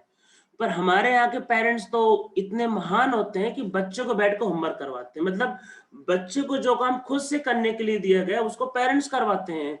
तो बचपन से उसको स्पून फीडिंग की आदत डलवा देते हैं कि बच्चा कभी डेवलप हो ही ना पाए, बच्चा बचपन से गधा का गधा ही रहे। ये मतलब है सिर्फ। अरे भाई उसको होमवर्क दिया गया है, होमवर्क का मतलब खुद को करने के लिए दिया गया, पेरेंट्स को करने के लिए नहीं दिया गया है। और हमारे यहाँ के टीचर भी इतने महान होते हैं इंडिया में कि जो होमवर्क जो देते हैं, मतलब क्लास फर्स्ट सेकंड थर्ड में, फिर बोलेंगे अच्छा आपको होमवर्क नहीं बन पा रहा तो आप एक काम करो, मेरे से एक पर्सनल ट्यूशन लगा लो। यहाँ पे इंडिया में यही सिस्टम चलता है, पूरे इंडिया की बात है ये। मतलब क्लास फर्स्ट के बच्चों को बोलेंगे आप ये काम करो, होमवर्क नहीं बन पा रहा, मेरे से होमवर्क लगा लो। मतलब वो टीचर भी जो होता है वो स्कूल में ऐसे क्वेश्चन देगा कि बच्चा ना कर पाए, और फिर होमवर्क में उसको बुलाएगा, फिर उसको वो स्पून फीडिंग करता रहता है। और बच्चा जो होता है वो इस सिस्टम से कभी बाहर नहीं निकल पाता। आप लोगों को स्टार्टिंग से ये 1000 बार बोल दिया है, अरे केमिकल काइनेटिक्स में 1 लाख क्वेश्चन बन सकता है, आप क्या सारे क्वेश्चन या रट्टा मान लोगे? जब तक चीजों को समझोगे नहीं, जब तक फील नहीं करोगे, तब तक अंडा ही मिलेगा, उसके अलावा कुछ नहीं मिलेगा। जब तक भाई सोचोगे नहीं, अरे क्वेश्चन मिला इंटरनेट पे सर्च कर रहे, कितनी मतलब बेवकूफी वाली बात है भाई। थोड़ा टाइम दो, थोड़ा कॉमन सेंस लगाओ। इंटरनेट में तो बनाने वाले भी गधे होते, कोई इंटेलिजेंट बनाता क्या वहां पे? मतलब इंटरनेट में कोई बनाए तो ऐसे वो भगवान का लिखा हुआ है कि वो राइट है, ये कैसे बेवकूफी वाली बातें है? कोई भगवान ने वहां पे लिख दिया कि इंटरनेट पे? इंटरनेट पे तो कोई भी गधा जाके लिख सकता है। अरे कोई भी लिख सकता है, उस पर जरूरी क्या जो लिखा हुआ सही होगा कोई भी बात? तो थोड़ा कॉमन सेंस सोचो। अगर फर्स्ट ऑर्डर रिएक्शन है तो हाफ लाइफ क्या है? हाफ लाइफ भाई इंडिपेंडेंट है फर्स्ट ऑर्डर रिएक्शन का। हाफ लाइफ मतलब हाफ लाइफ कंसंट्रेशन पे डिपेंड नहीं करता है। तो जब हाफ लाइफ को आप जब प्लॉट करोगे, जब हाफ लाइफ बोल रहे कांस्टेंट है तो स्ट्रेट लाइन आएगा ना। अब इंटरनेट वाला बनाने वाला इतना गधा है तो इसमें मैं क्या कर सकता हूँ? फिर इसमें मेरी कोई गलती नहीं है भाई। और आप उसको देख रहे हो तो आप इतने गधे हो तो इसमें मैं और आपको कुछ लिए नहीं कह सकता। इसलिए मैं आपको बता देता हूँ, जब तक आप सोचोगे नहीं तब तक भगवान भी आपका भला नहीं कर सकता है। स्पून फीडिंग की दुनिया से बाहर निकलो। एक साल में ये बात आप लोगों को समझ में आ जानी चाहिए। इसलिए आप लोगों के मोस्ट ऑफ लोगों के टेस्ट में इसीलिए मार्क्स नहीं आते हैं, क्योंकि आपको आदत पड़ गई है सपोर्ट की, आपको इंडिपेंडेंट करने की आदत ही खत्म हो गई। ये अब टाइम ही नहीं कि भाई किसी क्वेश्चन को 10 मिनट सोचे क्यों, कहना क्या चाह रहा है। बस आदत पड़ गई है कि भाई कोई बता दे, कोई हेल्प करता जाए, कोई मुझे पास करवाता जाए, पेरेंट्स करवाता जाए, इंटरनेट करवाता जाए, या कोई टीचर करवाता जाए, मुझे तो कुछ करना ही नहीं है। तो ऐसे लोगों का भाई रिजल्ट नहीं आता, ये बात आप समझ लो। जब तक नहीं सोचोगे, जब तक खुद से नहीं करोगे, तब तक अंडा के अलावा कुछ नहीं मिलेगा आपको। अब मैं आगे बढ़ता हूँ। और एक्चुअल में सिस्टम ही हमारे यहाँ का मतलब खराब है। मैं एक्चुअल में मुझे तो इसीलिए बहुत मतलब मैं देखता रहता हूँ अपने आसपास मेरे, ये सबके घर में होगा, आप लोगों के साथ भी हुआ होगा। मैं अपने घर पे भी बहुतों को देखता रहता हूँ। जैसे मान लो कि मेरी मान लो एल्डर सिस्टर है, मान लो है मेरी दीदी, उनका जैसे मान लो कोई बच्चा है और उनको वो खुद ही पढ़ाती रहती है, होमवर्क कराती रहती है। उसको क्या है ये, मतलब आप 6-7 साल के बच्चे को खुद से कुछ करने ही नहीं दे रहे, और इस चक्कर में करवाते रहते कि मेरा बच्चा अच्छा करेगा तो स्कूल में जाकर फर्स्ट आएगा। अरे फर्स्ट नहीं आएगा, आप उसको गधा बना रहे हो, कुछ नहीं कर रहे हो। कि भाई उसको बचपन से जो चीजें खुद से करनी चाहिए, वो भले कम मार्क्स लाए पर खुद से तो करे। वो इंडिपेंडेंट बनेगा तभी आगे जाके खुद से कुछ करेगा। बचपन से फर्स्ट के कंपटीशन के चक्कर में बच्चे को गधा बना देते हैं इंडिया में। बस वही कि अच्छा असाइनमेंट कर दे, अच्छा अच्छा काम कर दे, टीचर भी खुश हो जाए, अच्छे अच्छे मार्क्स देते रहे, उसको सोचने की मतलब पावर ही खत्म करते रहते हैं। और यही सिस्टम की वजह से मोस्ट ऑफ द लोग यहाँ पर डेवलप नहीं हो पाते हैं। इसीलिए मैं हमेशा कहता हूँ कि बोर्ड के मार्क्स से मुझे एक्चुअल में कोई ज्यादा लेना देना भी नहीं होता। तो ये सब सिस्टम बंद करो, जब तक आप सोचोगे नहीं खुद से तब तक कहीं कुछ नहीं होने वाला। ये मैं आपको बहुत क्लियरली बता देता हूँ। आपको इसलिए कहा है कि स्टार्टिंग से क्वेश्चंस को सॉल्व करो। हम लोग अब आगे आते हैं सेकंड वाले पार्ट में। पहला वाला वो पार्ट था जहां पे ऑर्डर दिया होता है। सेकंड वाले पार्ट में हमको ऑर्डर को कैलकुलेट करना है। हमको ऑर्डर को क्या करना है, कैलकुलेट करना है। तो ऑर्डर को कैलकुलेट करने के देखो कई तरीके हैं, और इसमें थोड़ा सा मतलब कि जो सॉल्व करने का तरीका है वो काफी सिंपल एक्चुअल में। तो इसमें देखते क्या क्या होगा। तो जैसे मैंने आज एक दो क्वेश्चन करवाए, तो इस तरीके के क्वेश्चन ऑर्डर को निकालने के लिए रहते हैं। इसमें मतलब कि कोई ज्यादा कॉन्सेप्ट नहीं बताने के लिए, यहाँ पे आपको क्वेश्चंस की प्रैक्टिस करवानी है। तो देखते हैं, मैं बताता हूँ कि क्या रहता है। जैसे मान लो एक रिएक्शन है, ए प्लस बी से बनता है एक प्रोडक्ट। मान लो ये रिएक्शन गिवन है, और इसमें ऐसा बोला है कि rate of reaction becomes 4 times when concentration of A is doubled और B कांस्टेंट। अगर B के बारे में कुछ नहीं बोला है तो बाई डिफॉल्ट इसको कांस्टेंट लेना है, मैं लेकिन लिख देता हूँ। नहीं तो आप बोलोगे सर इतना कॉमन सेंस मेरे पास नहीं है। तो नहीं बोला है बी के बारे में तो बाय डिफॉल्ट कांस्टेंट लेना है, मैं लिख देता हूँ कांस्टेंट है। वैसे कई बार नहीं बोलेगा तो बाय डिफॉल्ट, अरे नहीं बोल रहा है तो कांस्टेंट और क्या लोगे उसको। फिर आगे लिखते हैं इसमें, इफ कंसंट्रेशन ऑफ बी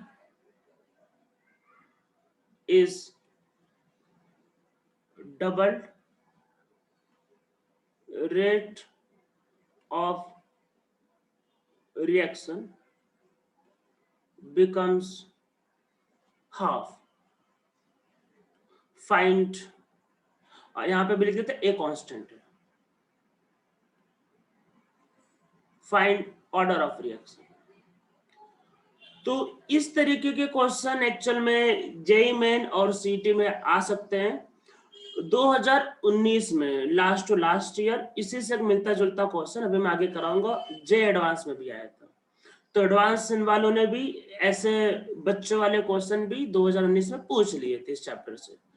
तो नॉर्मली वैसे ऐसा वो करते नहीं, पर एडवांस का कोई भरोसा नहीं, आने को तो कुछ भी आ सकता है। तो ये एक क्वेश्चन, इसको देखो सॉल्व करना है।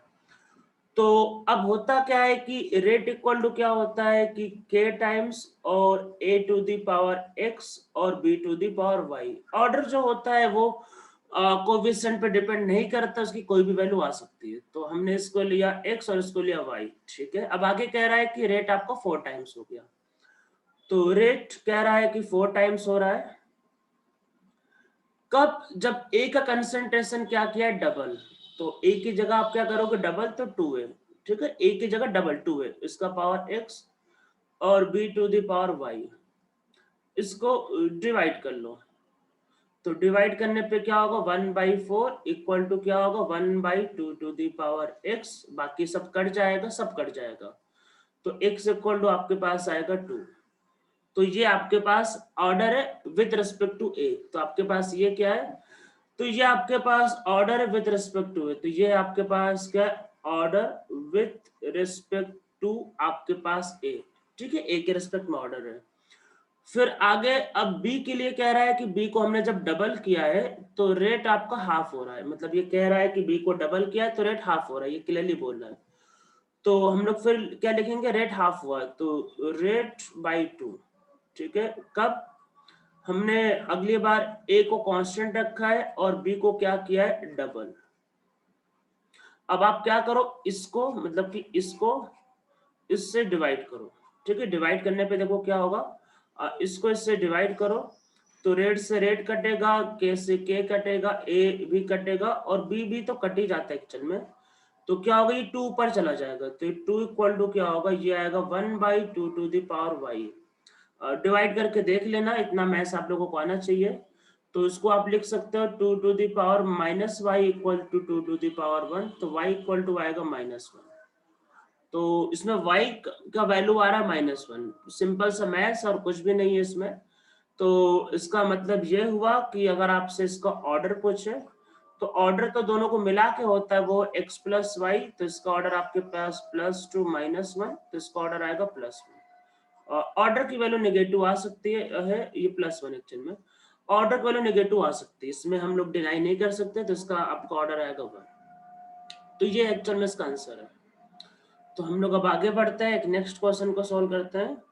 तो ये क्वेश्चन आप लोगों को समझ में आया होगा। इस तरीके के क्वेश्चन जेईई मेन और सीईटी के एग्जाम में या नीट के एग्जाम में आने के चांसेस थोड़े ज्यादा हाई होते हैं। एडवांस में नॉर्मली ऐसे क्वेश्चंस नहीं आते क्योंकि बहुत ज्यादा सिंपल क्वेश्चन होते हैं, पर आने को आ सकता है, 2 साल पहले आया हुआ है, आने को तो कुछ भी आ सकता है किसी भी एग्जाम में। तो अब एक नेक्स्ट क्वेश्चन करते हैं।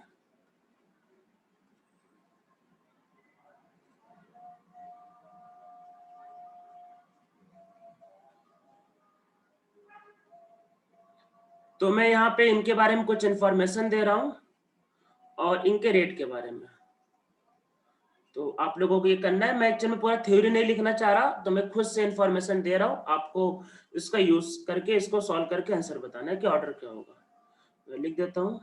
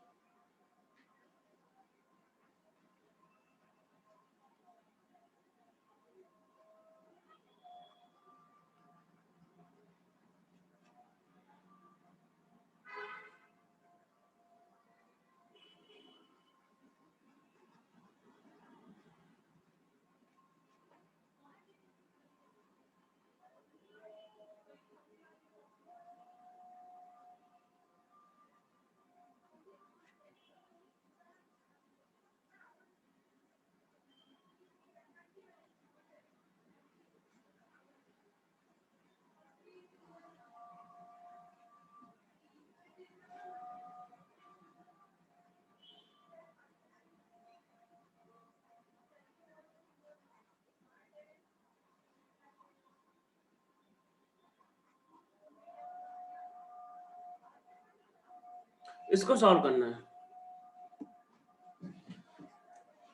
ए को डबल किया, बी को डबल किया, सी को कांस्टेंट, रेट 8 टाइम्स हो गया। ए को डबल किया, सी को डबल किया, बी कांस्टेंट है, रेट 2 टाइम्स है। ए कांस्टेंट है, बी ट्रिपल है और सी आपका डबल है, तो इसमें रेट है 54 times. Find the order with respect to ABC and also with respect to आपका मैथ्स। आपको आता होगा, देखो मैथ्स पढ़ना और मैथ्स सॉल्व करवाना मेरा काम नहीं है, ये थोड़ा सा कॉम्प्लिकेटेड है। तो नॉर्मली अगर इस टॉपिक से क्वेश्चन जे एडवांस में आता है या फिर जेई मेन में भी आएगा तो थोड़ा आजकल, क्योंकि जेई मेन में भी सिंपल क्वेश्चन नहीं आते, मैं आपको बताऊं जेई मेन में भी थोड़े डिफिकल्टी क्वेश्चन आते हैं, तो नॉर्मली फिर इतना आएगा ही आएगा, तो थोड़ा सा तो मतलब मेहनत करना ही पड़ेगा। फ्री के मार्क्स तो एक्चुअल में कहीं मिलते हैं नहीं, तो थोड़ा सा आपको कॉमन सेंस लगाना पड़ेगा। तो आप पहली बार लिखना रेट इक्वल टू और ये के और a to the power x, b to the power y और c to the power z। फिर रेट को आप 8 टाइम्स कर देना, मतलब 8r में कर देता है इसको, ये के, इसको डबल करना, इसको डबल करना और इसको कांस्टेंट नेम देना।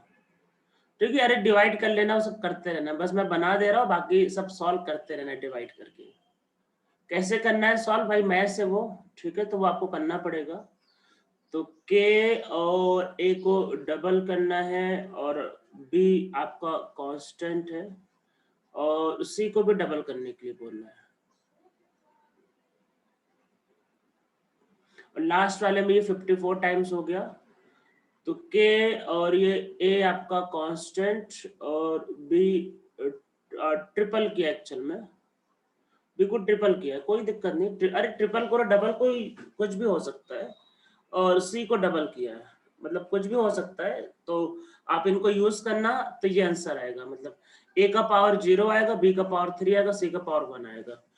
तो एक क्वेश्चन तो देखो इस तरीके के होते हैं जहां पे आपको स्टेटमेंट में दिया रहता है कि बोलेगा डबल हो गया, ट्रिपल हो गया, तो रेट में ये चेंज आ गया, तो उससे आपको ऑर्डर को गेस करने के लिए बोलेगा। एक तो ये होता है। दूसरा मेथड क्या होगा, आपको वैल्यू दे देगा, मतलब कि मैं आपको बताता हूँ कि वैल्यू दिया जाता है। और जेई में जो 2019 एडवांस में क्वेश्चन आया था उसमें वैल्यू ही दिया था, और उन्होंने तो क्वेश्चन बहुत ज्यादा एक्चुअल में इजी दे दिया था। इतना इजी क्वेश्चन तो नॉर्मली जेई मेन में भी नहीं आता है, पर आ गया था कुछ भी। तो जहां पे वैल्यू दिया था, मतलब कि ये तो मैंने देखो अभी स्टेटमेंट के फॉर्म में बोला, तो एक वैल्यू के फॉर्म में क्वेश्चन करते हैं जहां पे आपको वैल्यू दिया जाए। तो मैं 3 रिएक्टेंट को लेके कर रहा हूँ, ठीक है। वैसे जेई में जो क्वेश्चन है तो वहां पे सिर्फ 2 ही रिएक्टेंट थे, 3 को लेके मैं क्वेश्चन कर रहा हूँ कि a प्लस बी प्लस सी से बन रहा है। यहाँ पे कुछ नहीं, यहाँ पे आपको वैल्यू दिया रहेगा। मतलब ऐसा होगा कि ए का इनिशियल कंसंट्रेशन, बी का कंसंट्रेशन और सी का कंसंट्रेशन और रेट, कुछ वैल्यूज दिया रहेगा जिनका आपको ध्यान देना है, फिर कुछ क्वेश्चन पूछा रहेगा। और तो मैं वैल्यूज को लिखता हूँ, आप लोग इसको ट्राई करना, मतलब इसको अभी कंसंट्रेशन मोल पर लीटर है, सभी ध्यान रखना, मोल पर लीटर है ये। और रेट का मतलब है मोल पर लीटर पर सेकंड।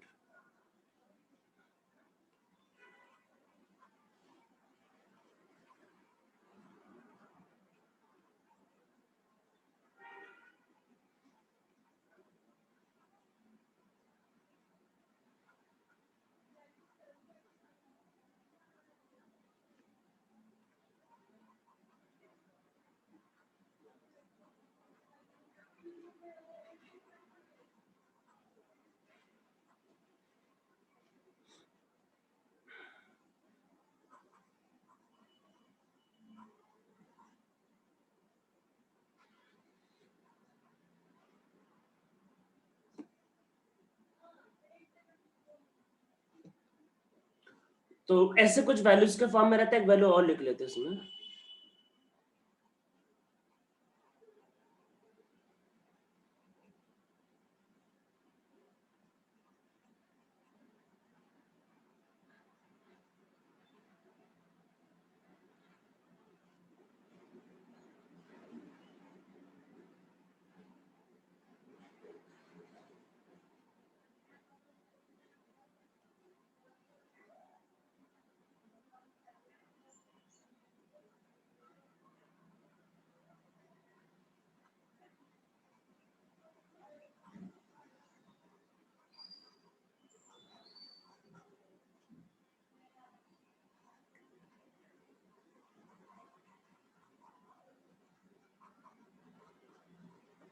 तो इन तीनों को सॉल्व करो। बोलो बोलो साहिल, क्या कहना है आपको? तो इस तरीके के क्वेश्चन मतलब एग्जाम में आते रहते हैं। जो जेई एडवांस में आया था 2 साल पहले, उसमें सिर्फ 2 रिएक्टेंट दिया था, बहुत ही आसान क्वेश्चन था। मतलब वो एक तरीके से समझ लो कि बोनस क्वेश्चन आ गया था उस साल। तो जो मतलब कोई भी बच्चा सॉल्व कर सकता है अगर उसने थोड़ा बहुत पढ़ाई किया है तो। बाकी गलत करने को तो कोई भी गलत कर सकता है कहा तो किसी को कुछ भी नहीं जा सकता एक्चुअल में। जैसे होता है ना क्रिकेट में, जैसे कि फुल टॉस बॉल जब आती है तो लोग नॉर्मली कहते हैं कि इसमें 4 मारो या 6 मारो, बोनस बॉल होती है। पर होने को आदमी फुल टॉस बॉल पे भी आउट हो जाता है, तो होने को तो कुछ भी हो सकता है। तो वैसे इस तरीके के क्वेश्चन जो आए थे एडवांस में 2 साल पहले, बहुत सिंपल क्वेश्चन था वो। तो वो बोनस क्वेश्चन ही, पर करने को तो कोई गलत भी कर सकता है। तो इसमें आपको 3 पार्ट निकालने हैं। हाँ, तो ये ऊपर वाले का एक्चुअल में रिकॉर्डिंग स्टॉप हो गया था, तो ये ऊपर वाले का आंसर है। तो इसमें ये ऑर्डर निकला था हम लोगों ने, और इसका रेट कांस्टेंट क्या निकाला था। ठीक है, तो हम लोग इस मेथड में आ गए थे। और या ग्राफ वाले मेथड में आपको ग्राफ दिया रहेगा, कोई भी ग्राफ, मतलब कोई भी ग्राफ दिया जा सकता है, ग्राफ की कोई लिमिट नहीं है, और आपको थोड़ा कॉमन सेंस से सोचना है। और नॉर्मली इसमें आंसर 0 ऑर्डर, फर्स्ट ऑर्डर और सेकंड ऑर्डर ही होंगे। इसके अलावा कोई रैंडम ऑर्डर आ गया तो आप ग्राफ से नहीं कर पाओगे, तो वो एक्चुअली में सॉल्व ही नहीं हो पाएगा। बात तो ये कि वो फिर मतलब उसका सोल्यूशन नहीं पॉसिबल है। तो आपको जो ग्राफ आएगा वो 0, फर्स्ट और सेकंड का ही आएगा एक्चुअल में। इसके अलावा कोई आए तो आप उसका फिर ग्राफ फिर बता नहीं पाओगे, मतलब वो बहुत टाइम टेकिंग हो जाएगा। तो इस तरीके से आ सकता है, जैसे ये कांस्टेंट है तो फर्स्ट ऑर्डर रहेगा। अगर मान लो सेकंड ऑर्डर रहा, अगर आपके पास सेकंड ऑर्डर रहा, तो जो हाफ लाइफ होता है वो क्या होता है, वो आपका होता है क्या रहता है 1/C0 के, यही था ना आपका ये, इसमें सेकेंड ऑर्डर के लिए। तो देखते हैं आप लोगों का कॉमन सेंस कैसा काम करता है। हाफ लाइफ और कंसंट्रेशन, तो इसका कर्व वैसा आएगा। तो आप लोगों को बताना है ये सही है या फिर गलत है।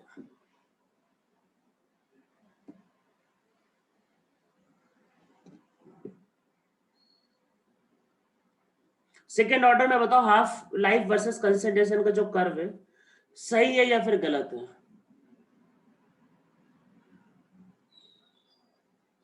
आंसर बोलना है करेक्ट और इनकरेक्ट, राइट और रॉन्ग।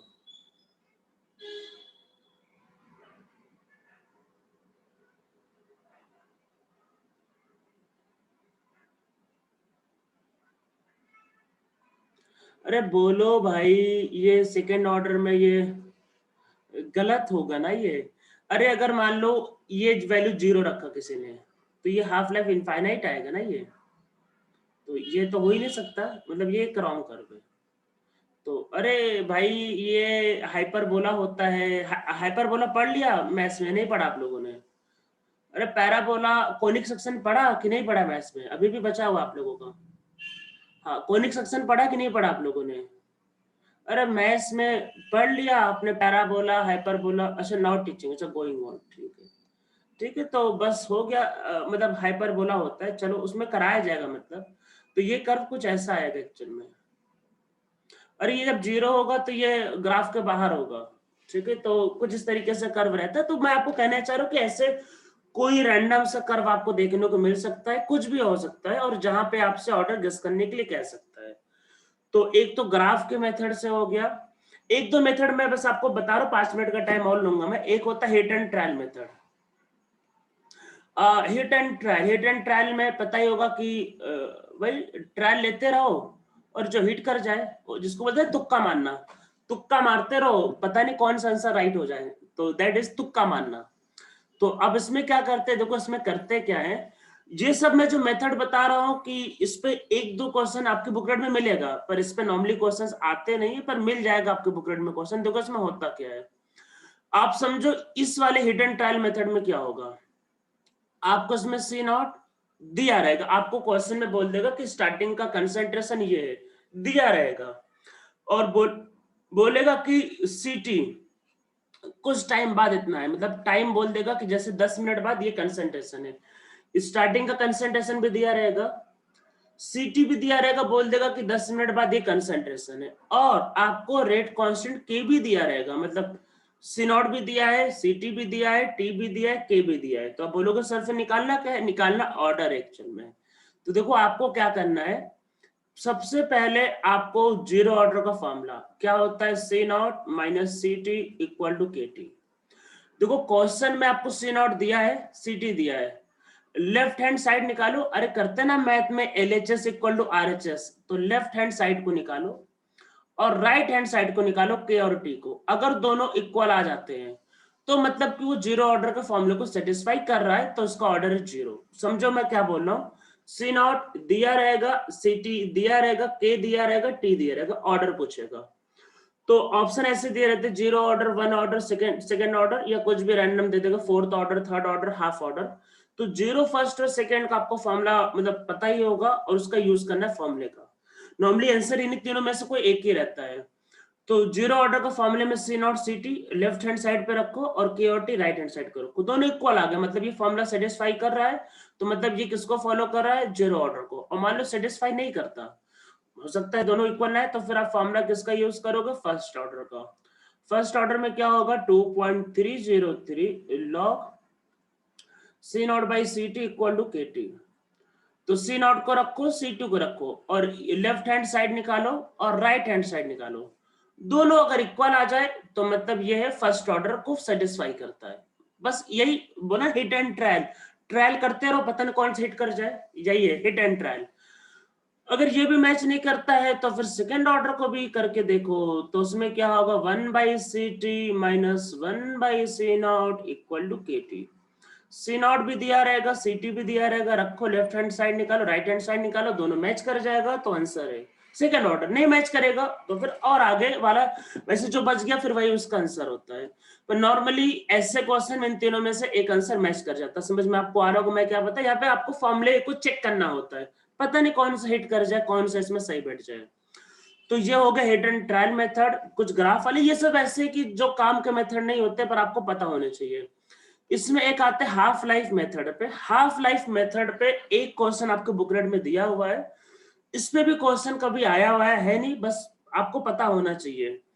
तो एक करते हैं हाफ लाइफ मेथड पे। देखो हाफ लाइफ मेथड में होता क्या, पहले इसको समझ लो। देखो क्या होगा, क्या आपको बोलेगा, मान लो कोई रिएक्शन गिवन है, कोई भी एक रिएक्शन गिवन है, मान लो ए से बनता है प्रोडक्ट, ठीक है, और ऐसा बोलेगा कि इसका अगर मोल लेते हैं 20 तो इसका हाफ लाइफ है मान लो 10 मिनट। बोलेगा मोल 20 है तो हाफ लाइफ 10 मिनट का है। मोल इसका लिए 100 तो इसका हाफ लाइफ है 20 मिनट का। मतलब कि 20 मोल लेने पे हाफ लाइफ है 10 और 100 मोल लेने पे हाफ लाइफ है 20। तो बताना है ऑर्डर क्या है। तो आप किसी भी, मतलब देखो फर्स्ट ऑर्डर नहीं हो सकता क्योंकि इंडिपेंडेंट नहीं है, पर प्रोपोर्शनल भी नहीं है और इनवर्स भी नहीं है, तो आप ऑर्डर ऐसे गेस नहीं कर पाओगे। मतलब आपको दो अलग अलग कंसंट्रेशन पे दो अलग अलग हाफ लाइफ दे देगा। अगर सेम हाफ लाइफ दे दिया तब तो वो फर्स्ट ऑर्डर बाय डिफॉल्ट, क्योंकि अगर कंसंट्रेशन को चेंज करने से हाफ लाइफ चेंज नहीं होता तो वो फर्स्ट ऑर्डर है। पर अगर चेंज हो रहा है तो मतलब वो कुछ और ऑर्डर है। तो आपको फिर वही सोचना पड़ेगा इसका क्या होगा ऑर्डर। तो देखो कैसे करेंगे, तो मैंने आपको फॉर्मूला ये बताया था कि जो हाफ लाइफ होता है वो कंसंट्रेशन की पावर n-1 पे डिपेंड करता है। तो जिसको मैं लिख सकता हूँ कि जो हाफ लाइफ जो होगा वो k टाइम C0 की पावर n-1 पे डिपेंड करेगा। ठीक है, तो देखो ऐसा मान लेते हैं कि अगर कंसंट्रेशन 1 है, मतलब C01 मतलब इनिशियल कंसंट्रेशन अगर 1 है तो हाफ लाइफ मान लेते हैं आपके पास 1 है, तो भाई पहली बार। और अगर कंसंट्रेशन 2 है तो इसका जो हाफ लाइफ है इसको भी हम लोग 2 ले लेते हैं। तो दो बार इसको रखो और डिवाइड करो। मैं सीधा सीधा, अरे दो बार रखो, पहली बार इसको क्या लिया, मान लेते 2 लिया, ठीक है। तो k और ये होगा C02 का पावर n-1। फिर अगली बार वही हाफ लाइफ आपके पास 1 होगा, तो ये k और ये होगा C01 का पावर n-1। इसको डिवाइड कर दो, आराम से डिवाइड कर दो। k से k कट जाएगा, k वैसे भी कांस्टेंट कट जाएगा। तो इसको देखो ऐसा लिख सकते, ये होगा हाफ लाइफ सेकेंड टाइम्स का अपॉन हाफ लाइफ ये होगा फर्स्ट टाइम का, और ये ऊपर चला जाएगा तो ये C01 अपॉन C02 और इसका पावर n-1 क्या होगा n-1। दोनों साइड लॉग ले लो। वैसे देखो दो हाफ लाइफ के लिए दो कंसंट्रेशन दिया होगा, ऑर्डर पूछा है इन ऑर्डर, इसमें ज्यादा बेटर है आप इसमें लॉग ले लो, ज्यादा अच्छा रहेगा और आपका कैलकुलेशन बहुत सिंपल रहेगा। ऐसे किसी भी क्वेश्चन में लॉग को लेना ज्यादा मतलब अच्छा रहता है, ज्यादा इजी हो जाता है कैलकुलेशन। तो क्या इसको ले सकते, देखो लॉग हाफ लाइफ सेकेंड वाला और हाफ लाइफ 1 वाला, अरे दोनों का वैल्यू दिया होगा, दोनों को डिवाइड कर लेना। इसके आगे लॉग लॉग लोगे पावर आगे आ जाएगा तो ये हो जाएगा n-1 और फिर आगे क्या हो जाएगा, ये हो जाएगा लॉग C01 बाई C02। तो देखो कंसंट्रेशन दिया होगा, इसका रेशियो और इसका रेशियो ले लेना, सॉल्व करना, n की वैल्यू आ जाएगी। तो ये एक्चुअल में क्वेश्चन आपसे पूछा है आपके बुकलेट में जहां फॉर्मूला पूछा हुआ है, पर इस पे क्वेश्चन आने को तो आ सकता है, n आपका ऑर्डर होगा। तो दो अलग अलग हाफ लाइफ में दो अलग अलग कंसंट्रेशन होगा जिनका यूज करके आप ऑर्डर निकाल सकते हो। ठीक है, तो आज हम लोग इतना ही करते हैं, बस हो गया। अब इस पे बेस कुछ क्वेश्चन आप लोगों को सॉल्व करने होंगे, तो जो होमवर्क होगा मैं आप लोगों के ग्रुप में थोड़ी देर में भेजता हूँ। बाकी पढ़ाई करो, थोड़ा सा सोचो, ये चैप्टर थोड़ा सा सोचो, अच्छा रहेगा। सिंपल चैप्टर है पर थोड़ा सोचने की जरूरत है। तो आज के लिए इतना ही करते हैं, अब हम लोग मिलते हैं आपका जब क्लास होगा मंडे और ट्यूसडे को। होमवर्क मैं आप लोगों के ग्रुप में भेजता हूँ। ठीक है, चलो फिर बाय।